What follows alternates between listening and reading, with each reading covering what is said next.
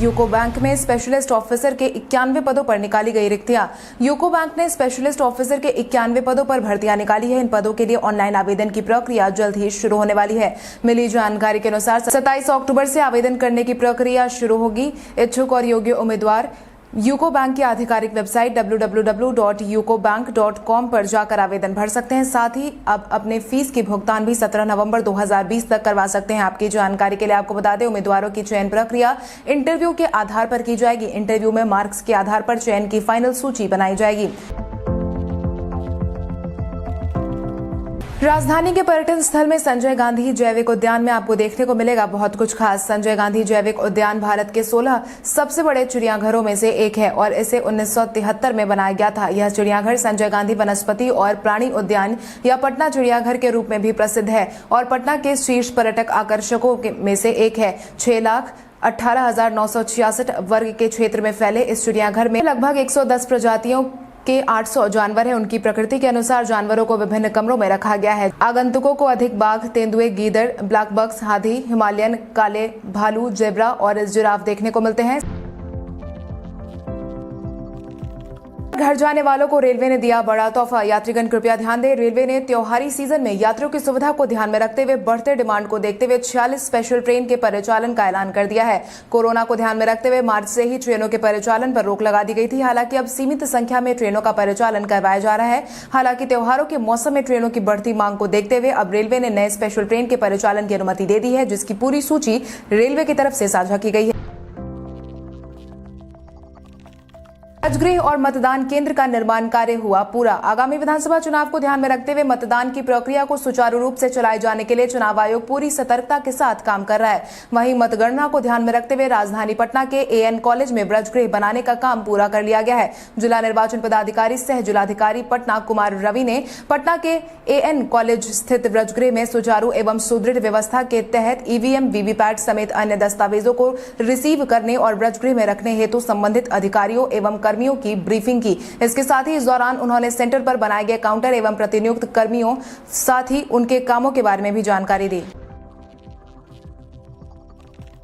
में कोरोना प्रभावितों के मिले कम मामले। बिहार में प्रभावितों के ग्राफ में गिरावट देखने को मिल रही है। स्वास्थ्य विभाग की तरफ से साझा की गई जानकारी के अनुसार बीते दिन के पिछले 24 घंटे में कुल मिलाकर 513 नए मामलों की पुष्टि की गई है, जिसके बाद प्रभावितों की संख्या बढ़कर 2,12,705 पर पहुंच गई है। वहीं प्रभावित जिलों की संख्या की बात करें तो अररिया में 2, अरवल में 3, औरंगाबाद में 15, बांका में 2, बेगूसराय में 2, भागलपुर में 12, भोजपुर में 7, बक्सर में 5, दरभंगा में 2, पूर्वी चंपारण में 11, गया में 36, गोपालगंज में 11, जमुई में 4, जहानाबाद में 12, कैमूर में 3, कटिहार में 4, खगड़िया में 4, किशनगंज में 12, लखीसराय में 2, मधेपुरा में 14, मधुबनी में 7, मुंगेर में 9, मुजफ्फरपुर में 22, नालंदा में 10, नवादा में 56, पटना में 142, पूर्णिया में 31, सहरसा में 21, समस्तीपुर में 1, सारण में 7, शेखपुरा में 5, सीतामढ़ी में 4, सिवान में 9, सुपौल में 3, वैशाली में 5, पश्चिम चंपारण में 16 मामले मिले हैं। वहीं ठीक होने वालों की संख्या में भी बढ़ोतरी देखी गई है। स्वास्थ्य विभाग की तरफ से बीते शाम 4 बजे तक जारी किए गए अपडेट के अनुसार कुल मिलाकर 2,02,007 मरीज ठीक हो चुके हैं। वहीं 1,058 लोगों की जान जा चुकी है।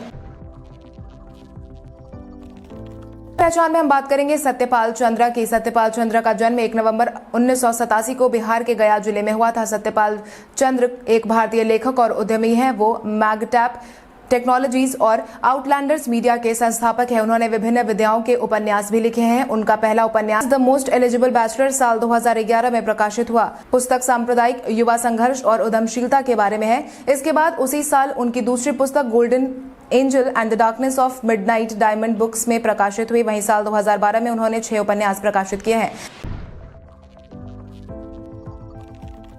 एनआईए में इंस्पेक्टर, सब इंस्पेक्टर के पदों पर निकाली गई रिक्तियां। सरकारी नौकरी की तैयारी करने वाले छात्रों के लिए अहम सूचना। नेशनल इन्वेस्टिगेटिव एजेंसी ने इंस्पेक्टर, सब इंस्पेक्टर और असिस्टेंट सब इंस्पेक्टर के 89 पदों पर बहाली निकाली है, जिसके लिए इच्छुक और योग्य उम्मीदवार 8 नवंबर 2020 के पहले आवेदन कर सकते हैं। इन पदों के लिए शैक्षणिक योग्यता की बात करें तो उम्मीदवारों के पास किसी भी मान्यता प्राप्त विश्वविद्यालय से स्नातक की डिग्री होना अनिवार्य कर दिया गया है। एनआईए ने हालांकि यह भी साफ कर दिया है कि अलग अलग पदों के लिए अनुभव के अनुसार सैलरी तय की गई है।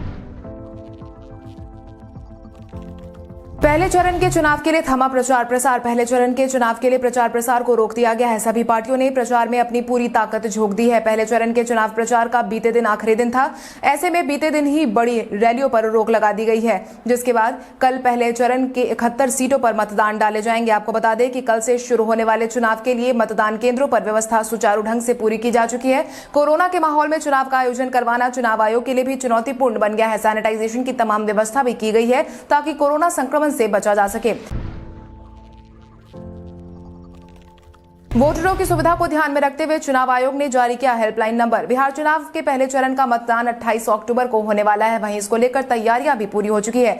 हालांकि सबसे बड़ी परेशानी चुनाव आयोग को यह है क्योंकि आयोग के सामने सभी मतदाताओं को मतदान केंद्र तक लेकर आना है। ऐसे में चुनाव आयोग हर संभव कोशिश करके मतदाताओं के मन में बन रही हर आशंका को दूर करने की पहल में जुट गया है। इसी क्रम में आयोग ने मतदान के लिए मतदाताओं की सुविधा को ध्यान में रखते हुए एक हेल्पलाइन नंबर जारी कर दिया है, जिसके तहत अब कोई भी मतदाता 1950 या फिर जारी किए गए PWD ऐप पर जाकर जानकारी ले सकता है। एक बार फिर से राहुल गांधी और प्रधानमंत्री मोदी की होगी रैली, जहां एक तरफ कल से बिहार विधानसभा चुनाव की किस्मत के फैसले की शुरुआत हो जाएगी, वहीं पहले चरण के चुनाव के दौरान ही दो दिग्गज पार्टी के वरिष्ठ स्टार प्रचारक अपनी जनसभा का संबोधन करने वाले हैं। आपकी जानकारी के लिए आपको बता दें, प्रधानमंत्री नरेंद्र मोदी और राहुल गांधी कल फिर से जनसभा का संबोधन करने वाले हैं। मिली जानकारी के अनुसार कल कांग्रेस नेता वाल्मीकि नगर समेत अन्य 9 विधानसभाओं को भी संबोधित करने वाले हैं। इसके बाद दोपहर बाद वो कुशेश्वर स्थान में जनसभा करेंगे। इसके साथ ही प्रधानमंत्री मोदी की 3 जनसभाओं का आयोजन होना है, जिसमें दरभंगा, मुजफ्फरपुर और पटना के वेटरनरी ग्राउंड का नाम शामिल है।